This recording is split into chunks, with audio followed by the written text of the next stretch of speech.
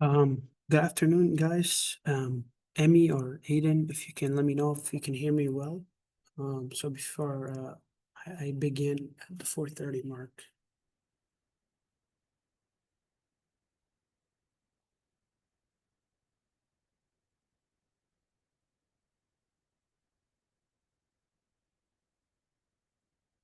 Okay. Thank you, guys. Thank you.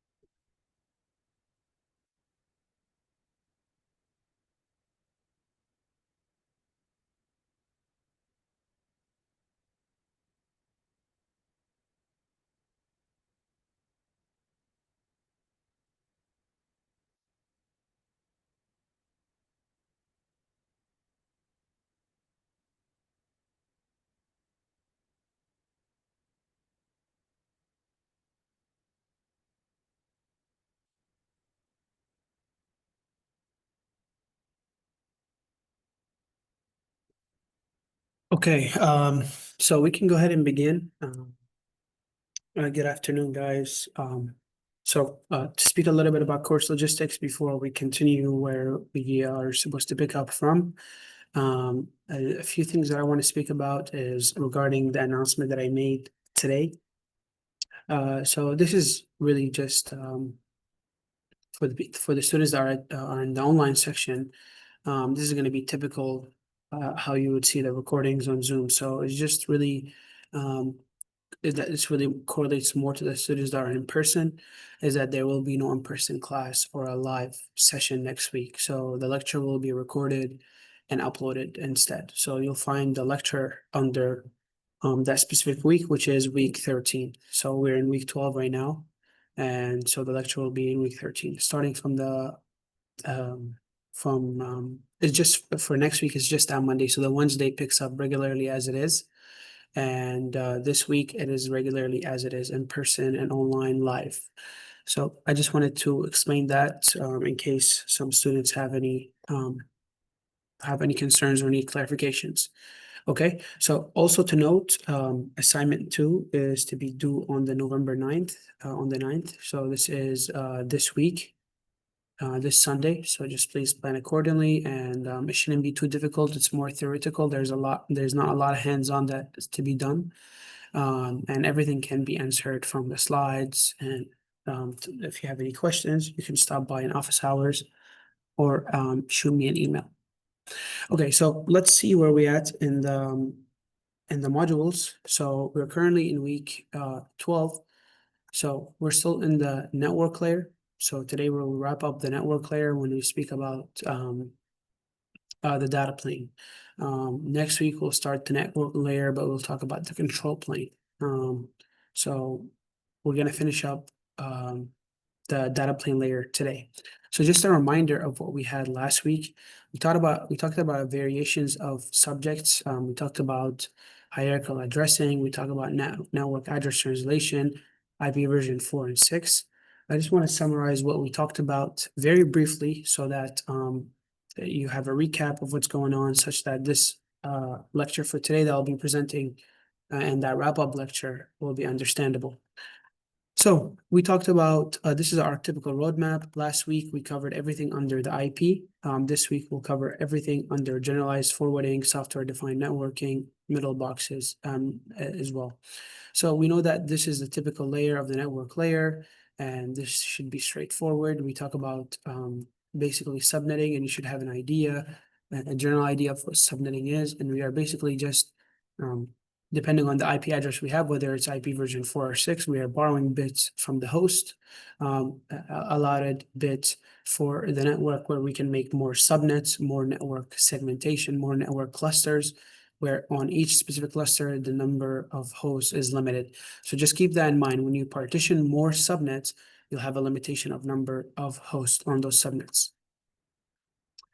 So we talked about that, and how do usually IP addresses get, how do we usually get up to obtain IP addresses? And we said that there's going to be usually a DHCP server that is installed for any given network infrastructure. Similarly here to UCF, one for every company that is basically has a pool of IP addresses that are coming from the ISPs, and the ISPs get them globally, and then based on 6 different regions, and these regions assign the ISPs that we have today, and these ISPs provide our local homes and the infrastructures of a pool of IP. So we have a client that would send a DHCP request. It would go to the router, and it would get forwarded to a switch here. Not necessarily a switch is going to be involved. It's just depending on the structure or topology of the network. This is going to go to the server, and the server is going to assign an IP address. And we talked about here generally the same idea. Here's just another infrastructure. And I want to emphasize that the DHCP server can be a localized individual server that is designated, or it can be implemented within the router itself. And this is what we see typically in our local homes, where we have a pool of IP addresses such that any new visitor that is coming to the house, or the members within the household, can connect and be assigned an IP address. Here we talked about an example, just a step-by-step demonstration of how a DHCP client server scenario works. We talked about hierarchical addressing, and we said this allows for efficient advertisement of routing information, and how we have one public IP that would communicate with the organizations or the variations of subnets that we do have. And here's some last things about IP addresses that we mentioned. We jumped onto network address translation, where we know that if we have a local area of network, or a private IPs, hosts are using private IPs, network addressation would come and say, hey, I would take all the private IPs and use one public standardized public IP to communicate with the external traffic or the external world. And then when it communicates with internal traffic back from the external to internal, it has the associations of each private IP and its port number for each host. So it can reach that specific device, or reach or deliver the specific processes to that device.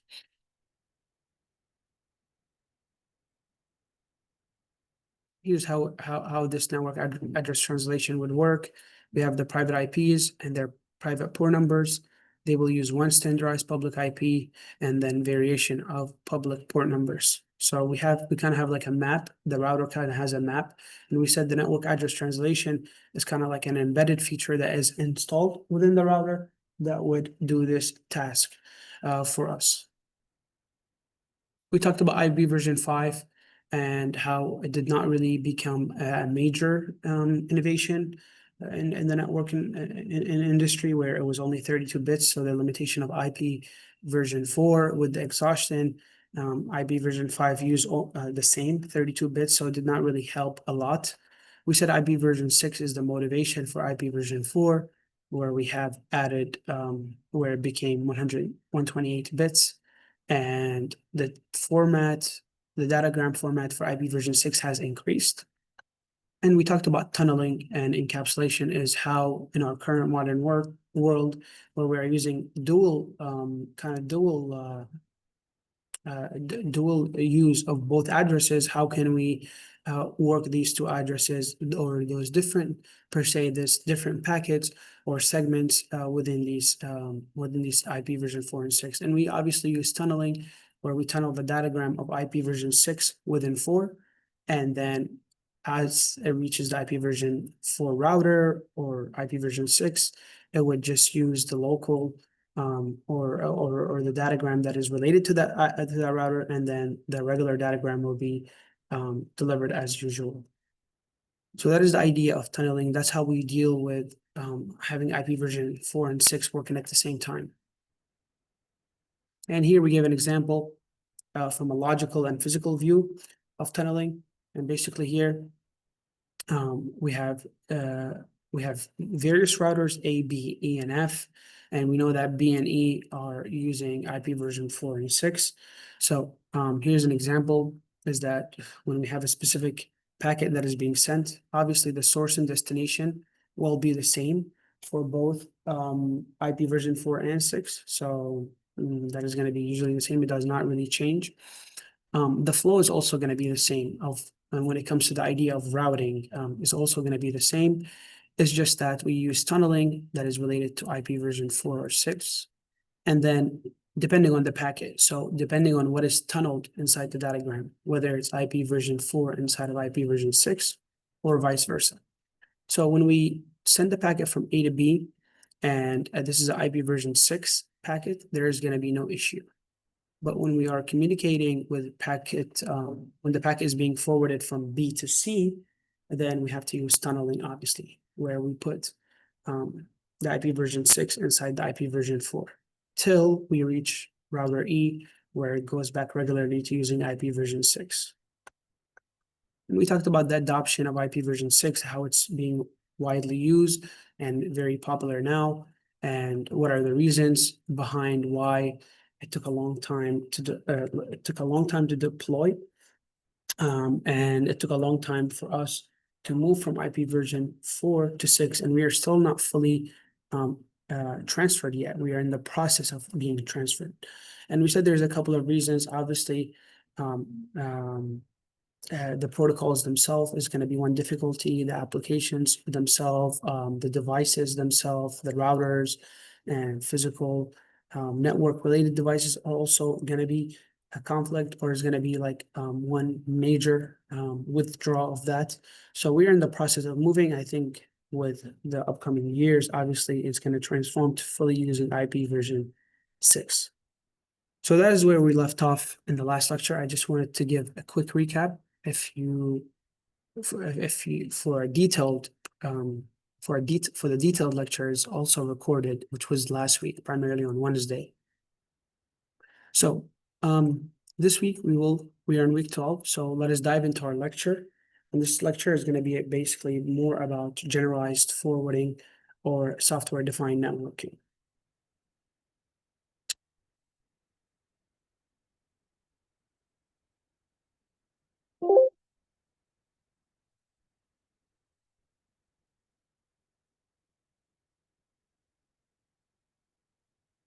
Okay.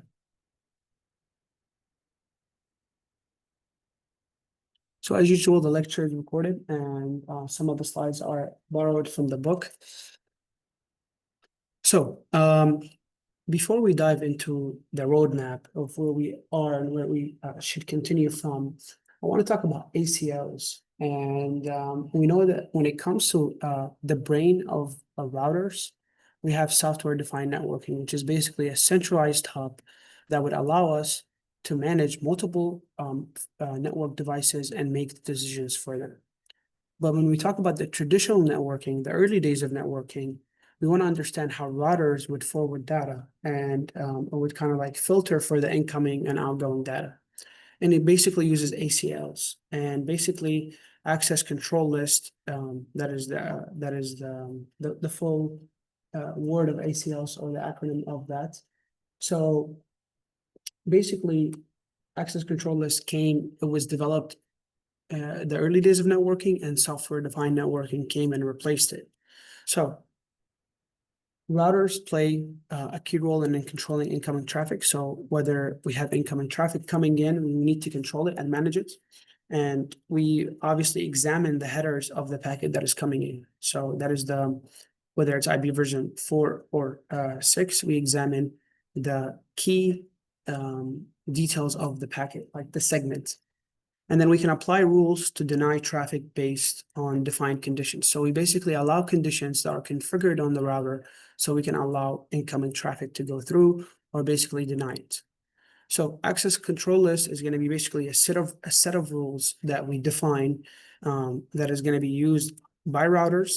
And by the way, it is used by a variation of security devices within the network, like IDSs, IPSs, intrusion devices, and firewalls. And this is how typically firewalls would allow or disallow incoming traffic. So basically, the idea is here is that we control which packets are going in to the internal network and which packets are blocked.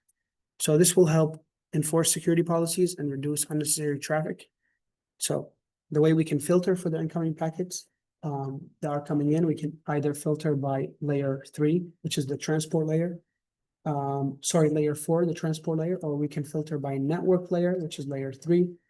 And when we say layer 3 or 4, meaning we filter by the details of that specific layer. So when we're talking about the network layer, we know that we have the IP as one protocol, or the ICMP for ping and echo requests. So we can filter by that type of protocol, or we can filter by the transmission transmission protocol, which is TCP or UDP. We can also filter based on the source IP and destination IP. So if we know one specific source IP is malicious, we can filter to say, hey, block the incoming data from this specific IP. We can also do the same for destination IP addresses. We can also use the port numbers within the transport layer. So we know that with the transport layers, obviously they are being used to transfer some sort of data. And that data is being used by several protocols. Like we have port 80 for HTTP traffic. We have port 22. I believe it is for SSH. And I think port 23 is for telnetting, for remote access. So we can filter by the port numbers as well. And we know that port numbers are basically assigned per protocol or per given task. We also use them for processes, for sockets as well. So not only port numbers are being used to filter incoming traffic, we can use them for network address translation, where we have the conversion of private IPs to public IPs. We can use them for socket programming to deliver specific processes requests within the given infrastructure that we have. And those are all things that we have mentioned in the last lectures, whether it was the application layer or the last couple of lectures of the network layer. So when a router receives a packet, it will check the ACL to decide whether to permit or deny traffic. And you might ask yourself, who standardizes the rules and who puts these rules and embed them to the router? And it's basically is going to be ideally two things. One variation we have is that we have already configured default rules that are standardized by the current cybersecurity threats that we have. So those come already embedded within the router. Then we have the network admins. They would go and obviously view the logged data for the given network or view the current devices, and they can modify to their freelance, depending on what they want to deny or block. So when an incoming packet comes in, we drop the packets that match any denied condition, and we forward the packets that meets the permit rules. If there's no rules that matches, the packet is automatically denied. So that is known as the implicit deny rule. So we also have to keep in mind, we have to set rules not only to allow certain packets, but we also have to put rules to deny certain packets as well. So we don't want packets that are coming in to not be allowed because we don't have rules that are set for them. So interface-based control is that each router has its own ACL, basically set of rules, and they can be applied to inbound or outbound traffic that we have. Here's a figure that highlights the main idea of what's going on. So let me just use the current pen here, or it's not working. But anyways, so this figure, as we see here, we basically have every purple box that we have in this given figure is going to be basically a rule that is set. And then we have outside private network. Obviously, this is the incoming packets. And we have the first test or the first rule that we say, hey, do we deny or allow traffic based on the rule that we have? So if it's to allow, then it would go to the internal traffic. And if it's denied, then the packet is being discarded as well. So then you see that if a packet comes in and there is no rule that is standardized for it, then it would go through the several rules that we have. Then it will also be discarded because there's no rule that allows it. So we need to put rules to allow and deny the packets that we have. Here's some examples of how we can come up with these rules. And we know how we can come up with rules, as we said in the first slide that we have. And here's a rule that we have where we want to allow any ICMP traffic from any source. So we would have, I'm not sure why this is not working before. Let me use the laser pointer. Yeah. So the first example we have is we want to allow ICMP traffic from any source. So this is the given rule that we have, and we want to break it down. So access list ACLs _2, this identifies the actual number for the given rule that we have. And permit is going to be actually to allow the incoming traffic or the matching traffic. ICMP is a type of protocol that we have, and this is a layer 3 protocol, a network layer protocol. And any applies to any source IP addresses. So basically we want to allow any packets, we want to filter by ICMP traffic and allow those. Permit from, here's another example where we have a source destination and a source IP and a destination IP. And here we are allowing TCP incoming traffic from this specific host to this destination host. So basically here is the same ACL list name we have. Permit is to allow, we are not using deny here. Allowing TCP traffic from this specific IP address as a source and this destination. We gotta also keep in mind with the rules that we are embedding to the router, more rules meaning that more packet checks, which leads to kind of like a bottleneck or a throughput. So it slows the router processing down. So here we pick up the idea that I wanted to demonstrate here with the ACLs. We're going to lead to what we will discuss next. So we covered everything to this point in the roadmap. So we started with the network layer as an overview. We talked about the data plane and we talked about the control plane. Now for the control plane, we only gave an overview of what the control plane is. We did not go in details. We've been covering everything in the data plane. So when it comes to the control plane, is going to be basically the algorithms that we have for routing. How does a router use various algorithms to route specific packets? So we talked about what's inside a router, and we know there's input ports, switching ports, and there's the switching fabric, and there's the output ports. We have a buffer management, and we have a way to schedule. This is how routers would handle congestion or prioritize specific traffic that is incoming from incoming packets. We talked about the IP, so we talked about the IP protocol. We talked about network address translation in the last lecture and IP version 6. We talked also about the diagram format and what it entails, and we compared it with IP version 4 and 6. We did a comparison. So our last subject of the data plane is going to be software-defined networking, which is what is modernly being used now and is kind of popular. And we'll talk about OpenFlow, which is basically a match in action, and we'll talk about lastly middle boxes that we have in the network infrastructure. So we know that one way to forward packets is by having the IP address. So based on destination IP. And so we have incoming packets that have a destination IP address. We decide which output port to send the packet through. And we know that each specific router has a local table that would use prefix matching to forward the incoming or route the incoming packets.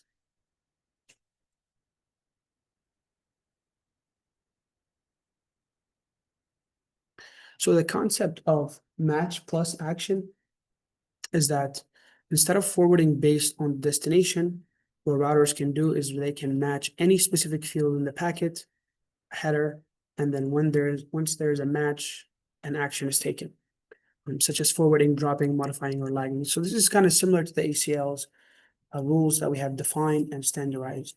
Basically, if there's a match, we would have a specific action for that match.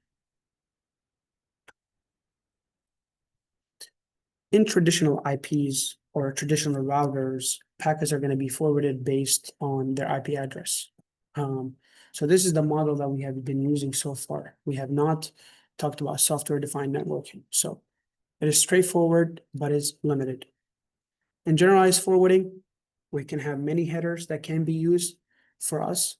And with these headers, we can know how we can manage or handle specific packets. So this allows flexibility for more with software-defined networking, and this becomes more programmable, meaning that we have a match plus action. And we'll talk about how this abstraction kind of works together.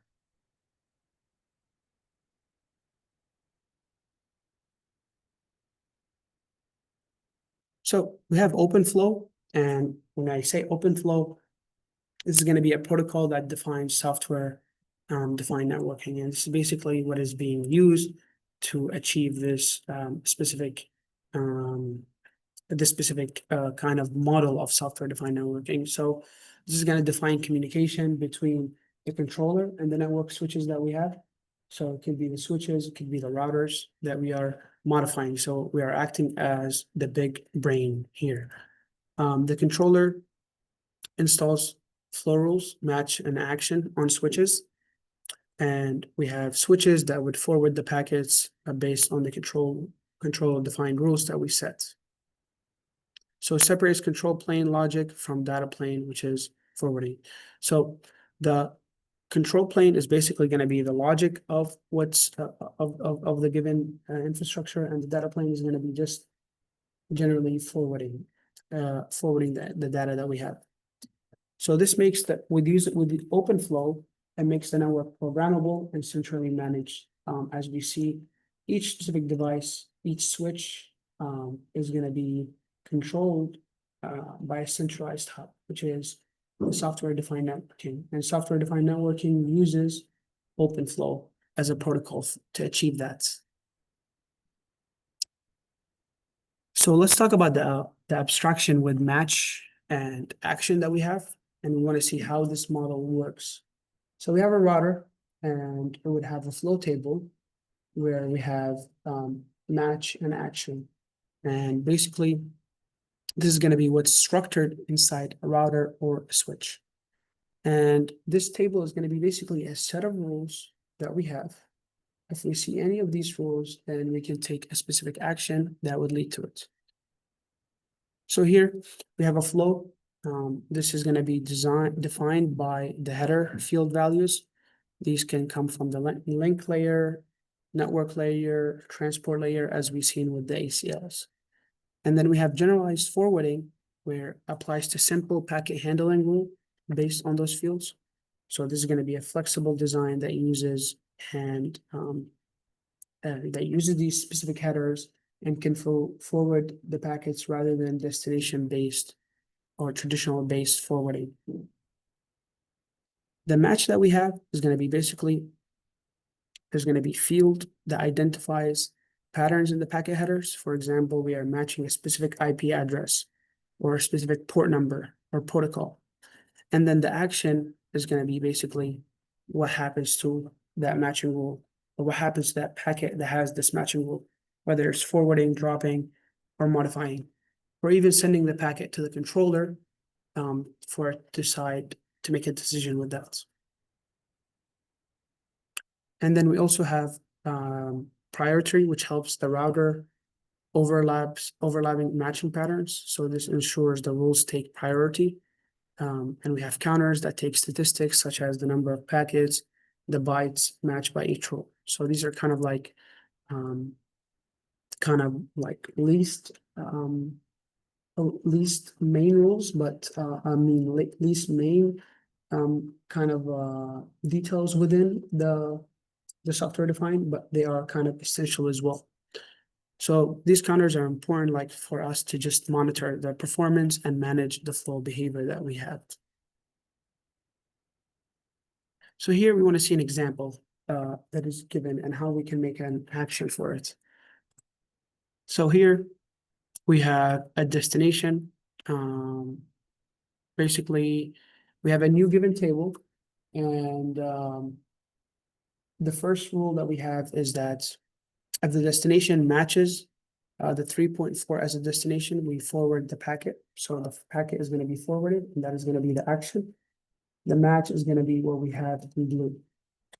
The second, if the source matches 1.2, this is another rule that we have, then we drop the packets. If the source is going to be this specific 10.1.2.3, then we send to controller. So basically, we're going to make a set of rules and a set of actions for each rules. The asterisk that we have act as the wildcards, meaning that we can have any value can match that position. So it gives flexibility in defining that rule. So this is going to be basically how we define how software defined works in a nutshell. Basically, we have set of rules and set of actions for those rules. So now we'll start looking at OpenFlow. And basically, that defines the structure. This is basically the protocol for software-defined networking. And each entry that comes in is going to have three parts. It's going to have a match, it's going to have an action, and it's going to have stats. So these are the three components that will tell a switch how to identify a packet, like either drop it, send it, forward it, and how we can track it. So the match field defines what we are looking for. So basically, there's going to be header fields to match, and we can match multiple header fields, not just the general destination IP forwarding that we have. So this kind of allows a very fine-grained way of having control over the incoming packets. And we can see here we have fields that are incoming from different layers. So we have link layers, we have network layer, transport layer. So here we see the network layer. We have IP source, destination, IP protocol. We also have the type of service. We have the transport layer that matches TCP, UDP, and their port numbers as well. And we have the link layer, layer 2. This matches based on source and destination MAC addresses, because we know that in layer 2, we are essentially using MAC addresses to forward the incoming packets. Or we can use the virtual LANs that we have, their IDs. And then next is the action. And this defines if we have a match, what happens. So, and this is the rules that we have, or the specific details we have with the action field is we can forward packets, drop packets, modify, or encapsulate and forward to the controller. And the last thing that we have is the stats. This is the last kind of detail of the flow tables, is basically just going to keep track of the packets and byte counters. So it helps monitor traffic that we have. So let's look at a few examples to get an understanding of how OpenFlow works with software-defined networking. So now we know that each row in a given table is going to represent a rule, and it's going to have an action, and it's going to have a stats for that rule.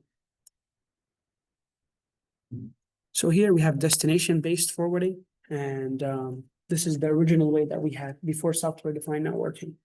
So here, any packet that is matched with this specific IP address, which is going to be here, 51.6.0.8, is matched, then the router is going to, their action is to forward that specific packet to port 6. And I don't believe we have covered the ports we have, and I want to make sure that I explain the ports that we have. When we say port 6, on a given router or switch, we have many ports, and we can configure these ports to allow incoming traffic. So basically, we have variation of ports, and then we can configure the ports for it to accept incoming traffic. So that is the idea when we say basically forwarding. So we basically are just forwarding on a given specific port. We can have another rule that uses firewall rule. Basically is to block all packets that are destined to be from port 22. So the idea is here is that we have set the number of port that we want to block. And I think this is either telnetting or SSH, if I can remember on top of my head. And the action is basically going to be to drop. So yeah, all all datagrams designate to TCP port 22 that we have here. So here we are blocking, so we are not forwarding. And the third example is originating from a specific host that we have. So we can see the IP source here. We are looking at the network layer 3, and we have the IP source. If we get any packets incoming from this IP source, then we can drop. Now, one thing and we know that these rules, they can be a bottleneck or reduces the throughput on a given network. But basically, one idea is that the routers can remember which packets it has accepted or not accepted before. So if we have this specific action here in the destination-based forwarding, we are using this destination IP address and we are accepting it, meaning that we are forwarding it, then we don't need to recheck it every time it comes in or any time we have packets coming from that destination IP. And this is going to be a quicker process for us, and it's more efficient than checking the rule every time. It's basically saying that, hey, I have a specific access to this given lab, and kind of the security guards knows me, where I don't have to every time show my credentials or something like that, just to give you an idea that if we have traffic that is approved from a specific source or destination, then we don't need to recheck it every time it comes in. So that's what we have. And then we have a layer 2 example here. This is going to be based on the MAC addresses that we have. So we can see that the MAC addresses here, we have a destination MAC addresses, and it should be forwarded as well to port 3, meaning that we accept the incoming packets. So this is trying to give you like a demonstration of how OpenFlow can handle forwarding decisions at multiple layers, not just IP level routing, but also Ethernet switching to at layer 2. And this is how we have variation of examples, how the match and action principle applies across different protocols that we've seen, or different protocol layers, whether it's TCP, TCP UDP with layer 4, or IP addresses, source and destination on a given layer 3, or the link layer with MAC addresses that we have.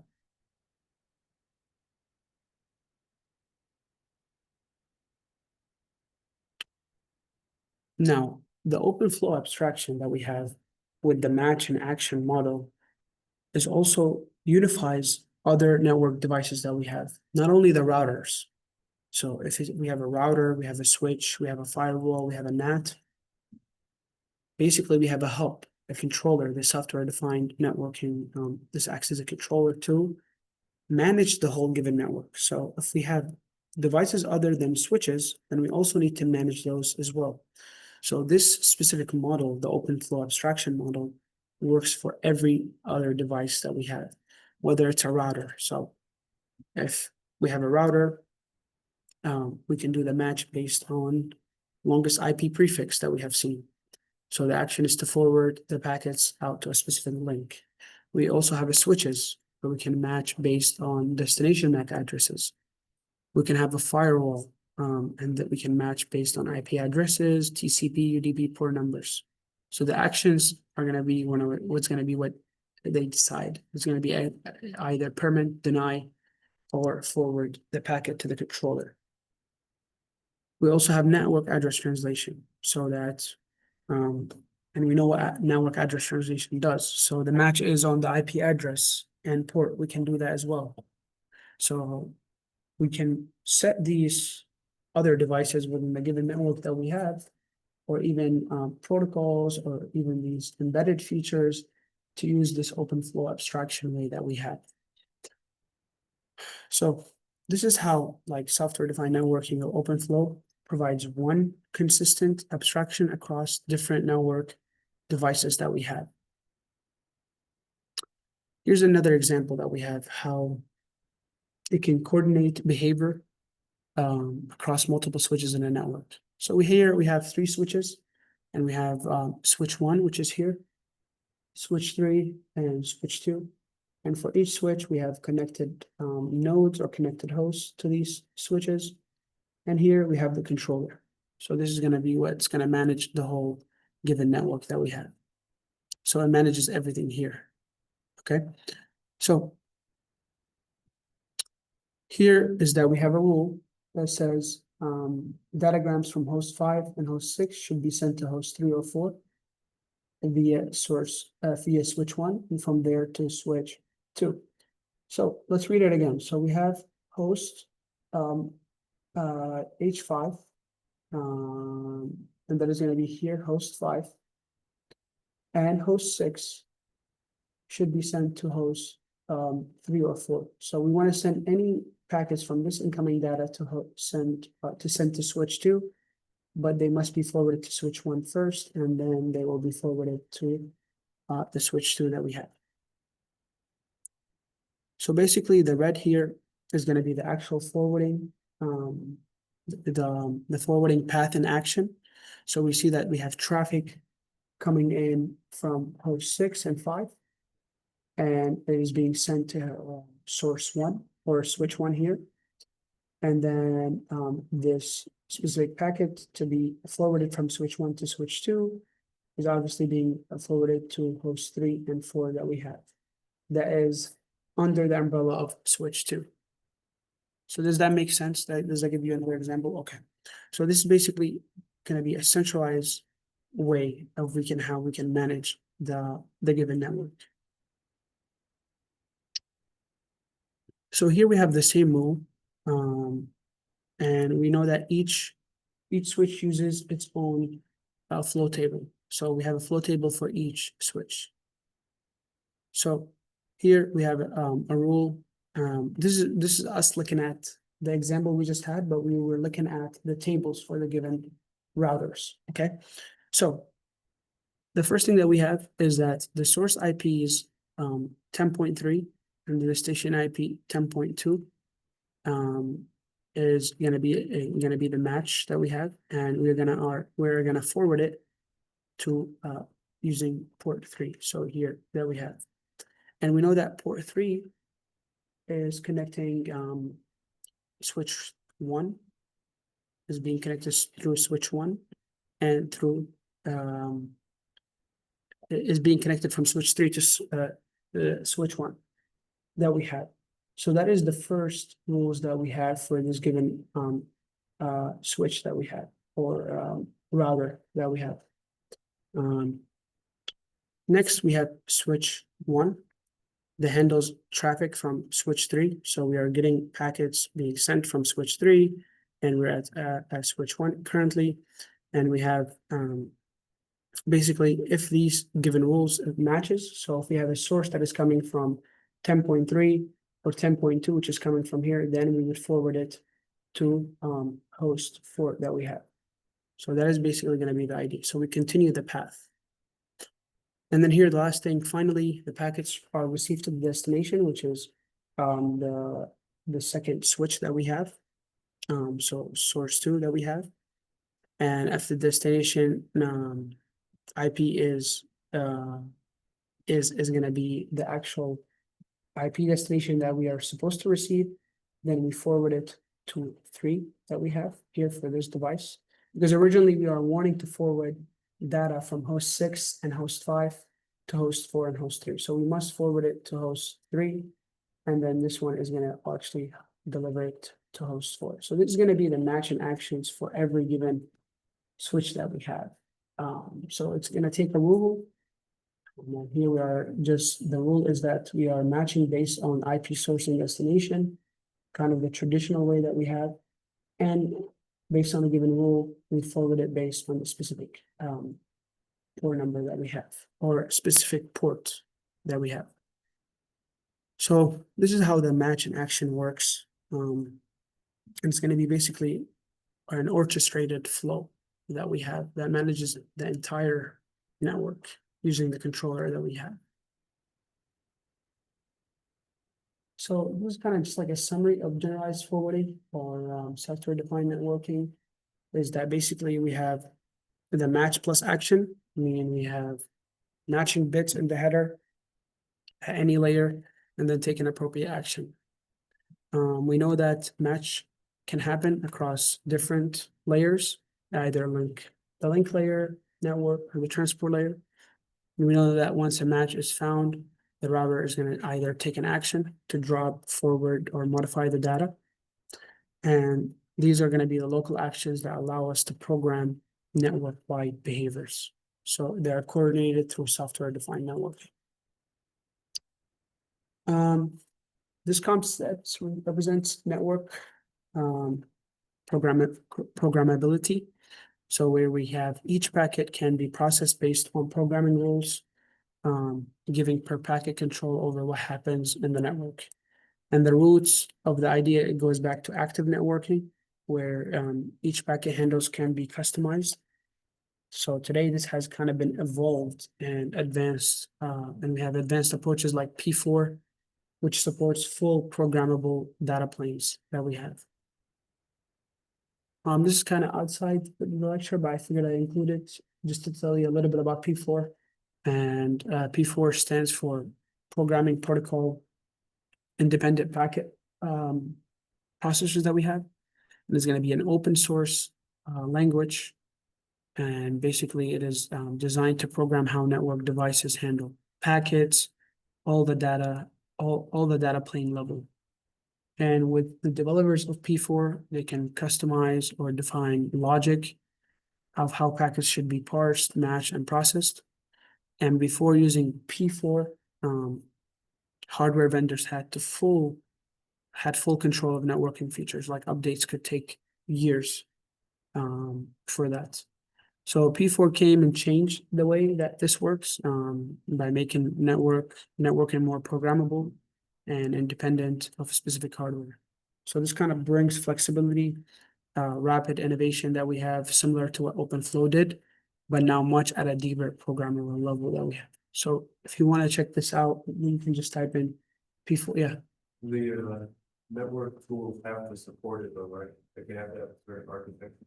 Yeah. They kind of have to go hand to hand, which most newer devices should, for us to have this idea of that match and action abstraction that we have.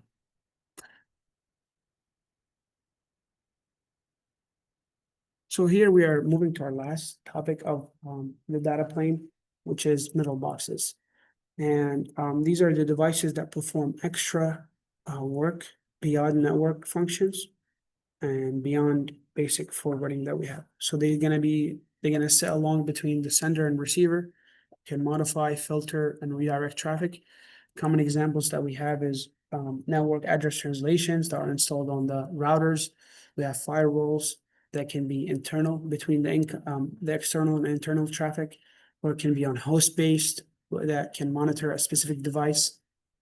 And we have IDS, which are intrusion detection systems.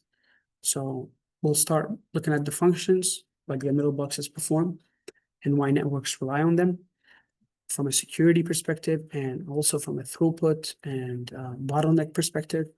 Then we'll discuss the evolution and how they fit into the architectural principles of the internet. So the key goal here is to understand middle boxes in a general way. So the middle box is actually already a predefined kind of definition that comes from RFC 3234, and it refers to any intermediary device that performs functions beyond those of a normal IP router. In other words, we know that routers simply forward packets based on destination IP addresses, but middle boxes do kind of more. They inspect, they filter, they modify, and manage traffic in some specialized way. So that is the generalized definition for middle boxes that we have here. And we're going to talk about each device or each kind of feature of middle boxes that we have. So this is, I want to show you here, in the given infrastructure that we have here, there is going to be middle boxes kind of found everywhere, from homes to enterprises to ISPs, global, national ISPs that we have here. So they can be everywhere. And these are going to be providing essential services beyond just packet forwarding or improving efficiency, performance, and securities. So the first middle box we have are NATs. They're mostly used at home, cellular, or institutional network. And we know that they allow multiple devices to share a single public IP address by translating private IPs to public IPs. We can also have firewalls and IDSs. They're used in corporate and service provider networks. They monitor, filter, and protect traffic. So that helps enforce security policies and detect intrusions.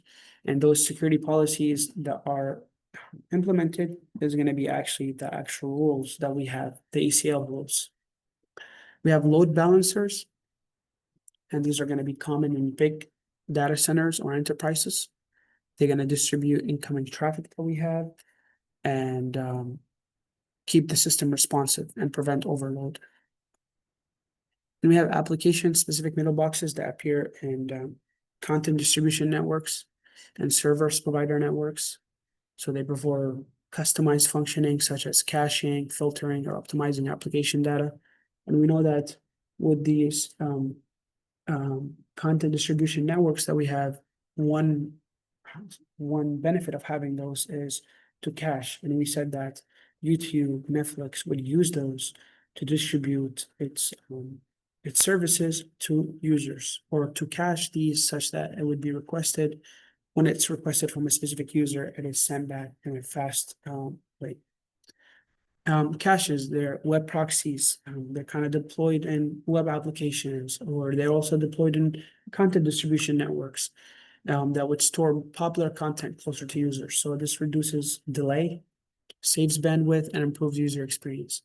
And we use caches in web applications where we have maybe 5 users here that are requesting the same request to request UCF.edu. If that web proxy has that specific request stored, then there's no need for us to actually ping the actual server or the server of that given host for that request. And it's going to be actually very faster than having that request and stored in the web proxy or that cache. So let's talk about a little bit of the evolution of middle boxes, how they evolve from hardware-based to flexible software-driven solutions. So let's look at this transformation, how it happened step by step.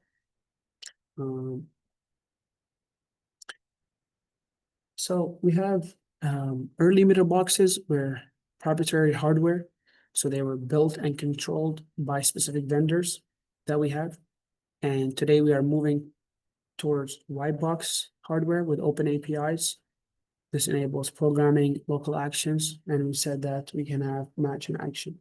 So we have developed or advanced from physical hardware or the actual rules or the actual software being installed on these devices by the vendors to us actually having that view or that way of us managing those devices. And then we have software defined networking, which is a centralized way that lets administrators manage and configure their software instead of manual configurations, and it simplifies policy enforcement and improves network consistency. We also have NFVs, and these are going to be network function virtualizations, where we have the actual devices are going to be virtualized. So the firewalls, the load balancers, and these functions will now run as a software on a standard server, making networks more agile and cost effective.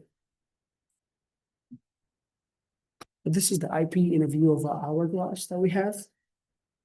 It's going to be just trying to illustrate the network architecture that we have and how it's built around underlying an IP, which is the internet protocol. So the IP sits in a narrow waist that we have that connects wide variety of technologies. Okay, so the narrow part that we have is the thin waist, meaning that the IP protocol is required for every device. So every device that we have, every device that is connected to the internet must support IPs. that ensures universal compatibility across billions of devices. And then above IP and below IP, we have transport and application layers, the layers and the given protocols for them, like TCP, UDP. And we have application layer like HTTP, SMTP for emails. And then we have below the IP, we have many link and physical technologies like Ethernet, Wi-Fi, or cellular that we have, and the physical transmission links like copper, radio, or fiber. So over time, how it came is that the hourglass model that we've seen in the last slide has become kind of more complex, where we can call it the middle age of the internet. So the one simple narrow waist IP started to expand out because we have additional functionality that is added to the network. So we see in the waist of the hourglass, we had NATs, we have caching, we have NFVs, we have firewalls. So this has given the internet kind of like love handles, kind of like extra layers of logic around the IP that makes networks smarter, but also more complicated. So middle boxes perform improved performance, obviously, and because we have caches that can store requests, or improve security where we have firewalls that can detect between the external and internal traffic, but they can also be a challenge to the original end-to-end simplicity of the internet design that we have. And we can see how this is a concern. So this is the architectural principles of the internet, basically summarized in the RFC 1958, which describes the philosophy behind how network was designed. So the key principle or the key highlight of the internet is connectivity. So the tool, the IP tool, the internet protocol, and the intelligence should remain at the network edge, meaning that the IP should just be used to route and forward data, and the intelligence of having these securities or having these various protocols should be employed end to end for each host. So we have three cornerstone beliefs. The first one is that simple connectivity. The main purpose of the internet is to connect devices. Everything else, like performance, reliability, comes second.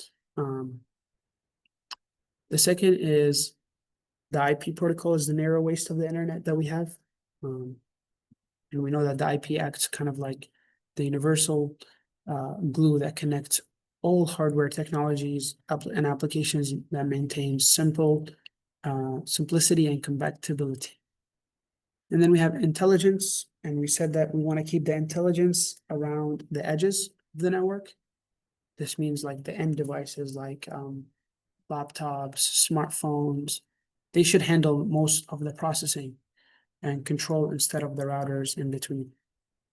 So this is like how the specific architectural principle of the internet, this is how we kept the internet open, scalable, and flexible for decades. So that we have newer technologies that we have that are getting evolved and applications to be built without redesigning the network core that we have. So the end-to-end argument that has been raised is a key design principle in internet architecture. And we are suggesting that certain functions, such as reliable data transfer or congestion control, can either be implemented in the network or at the network end, but not both. So obviously we don't want to kind of do both of those. So we have to come up with one way, either implementing them end to end or in the network. So in the end implementation we have is basically reliability is handled by the end systems, the sender and receiver. And we talked about the sender and receiver, how it uses TCP to ensure that data is sent reliably using acknowledgements and retransmissions without relying on the routers in between. So this approach of end-to-end will keep the network the core very simple, where we push the complexity to the devices on either end. Okay. And then we have in-network, which is basically hop by hop implementation. of reliable data transfer. This can increase control, maybe an error detection inside the network, but it will add overhead complexity. So today, internet is going to follow the first approach, obviously, which is end-to-end implementation. So routers are just going to forward packets, and the endpoints ensure reliability. So that is going to be the standardized kind of architectural for internet. It's going to be basically end-to-end. And here we have a quote from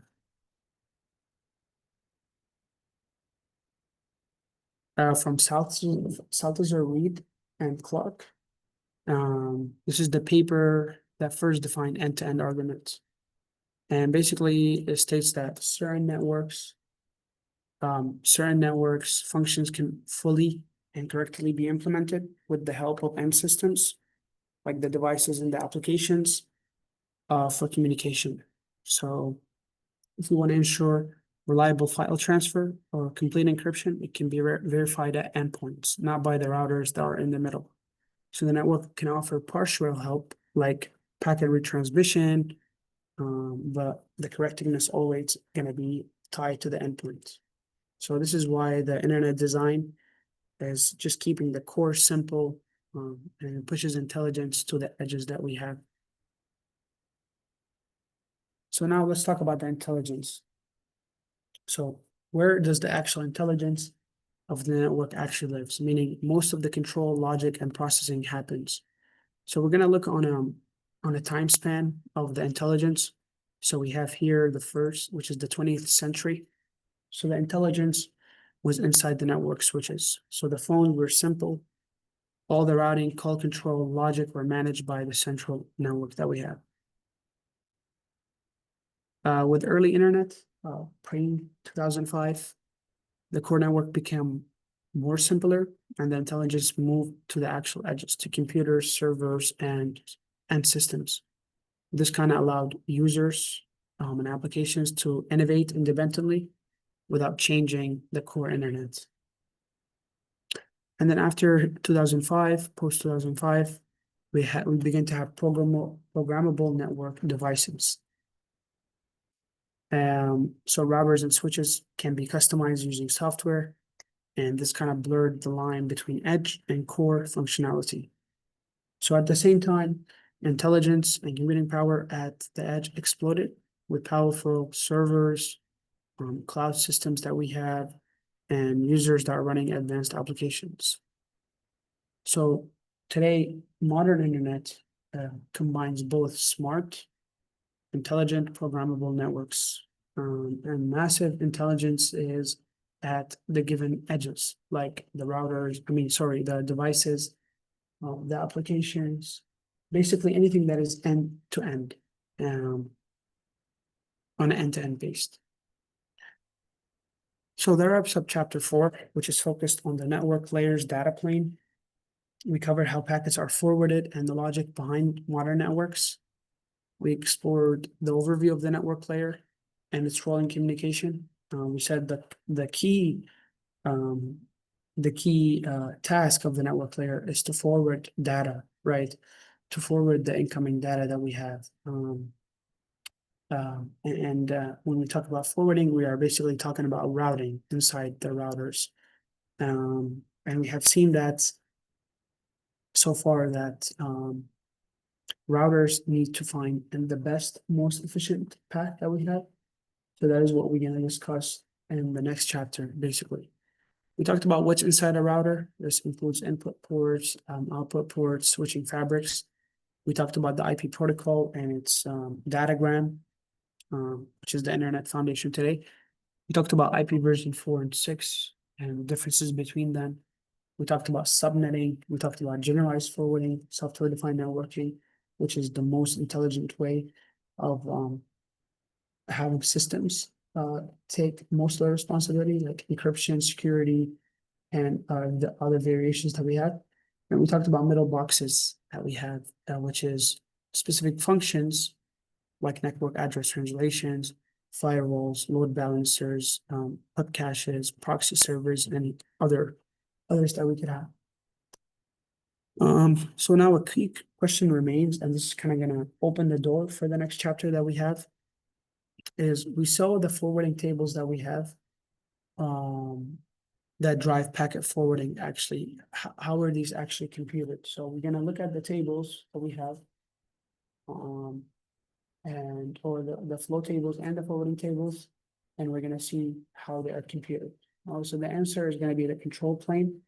And the control plane is part of the network layer, but it's a whole chapter that is dedicated for that.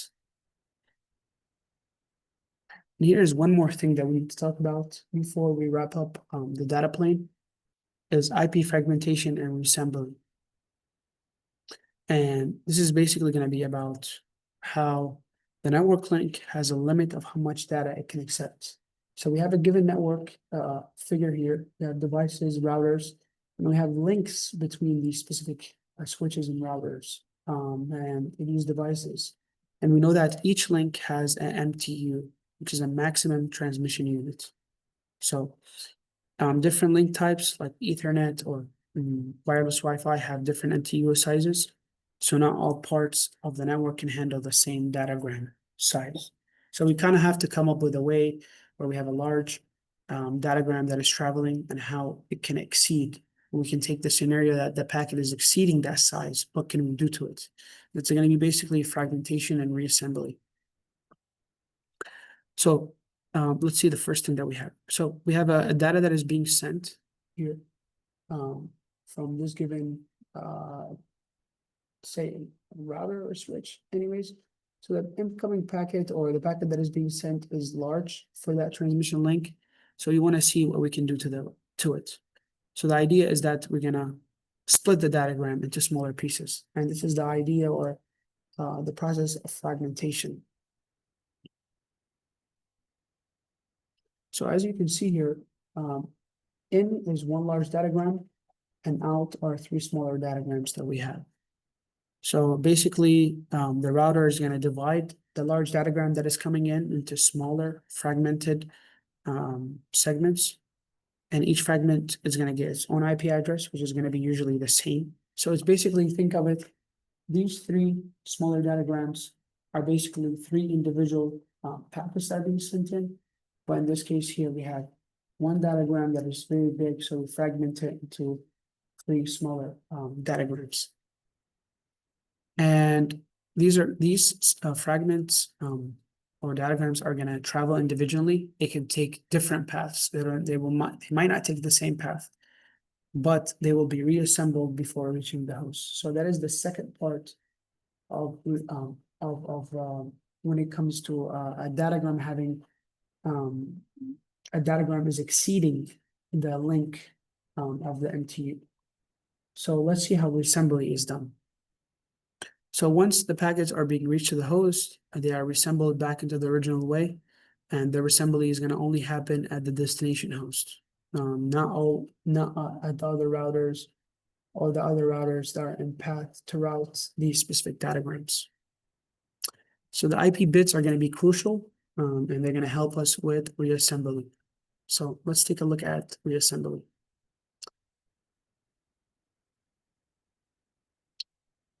So let's walk up an example that we have of IP fragmentation to understand how it works in practice. So here we have a 4,000 byte datagram, but the MTU maximum size is 1,500, meaning each fragment can carry only up to 1,500 bytes in total, including the IP header, because we have to remember the IP header itself takes bytes as well. So the first thing that we do is we fragment the datagram into three segments. So each smaller datagram is going to keep the same identification number, or which is going to be basically the ID, meaning that we have ID X that belongs to the actual datagram before it gets fragmented. So we know that when we reassemble, this is kind of an identifier for us that we know that these belong to this actual datagram. So that is the first thing.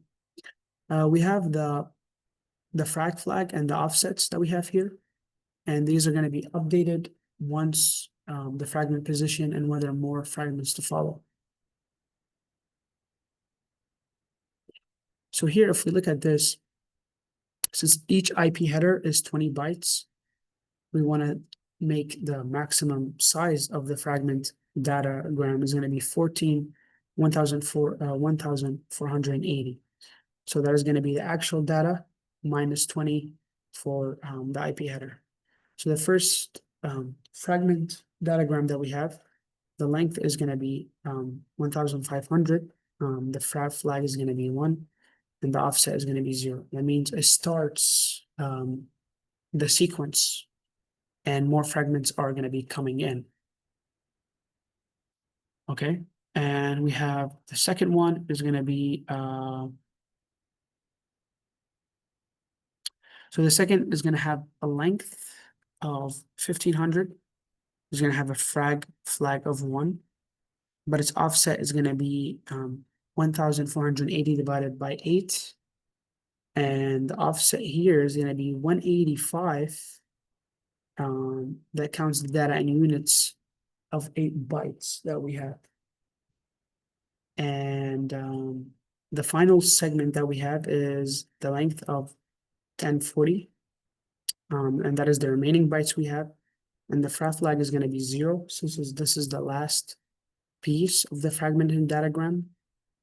And at the destination, all those are going to be reassembled at the host, and they're going to be sent to the user that we have. So they're reassembled back into the original 4,000 byte datagram.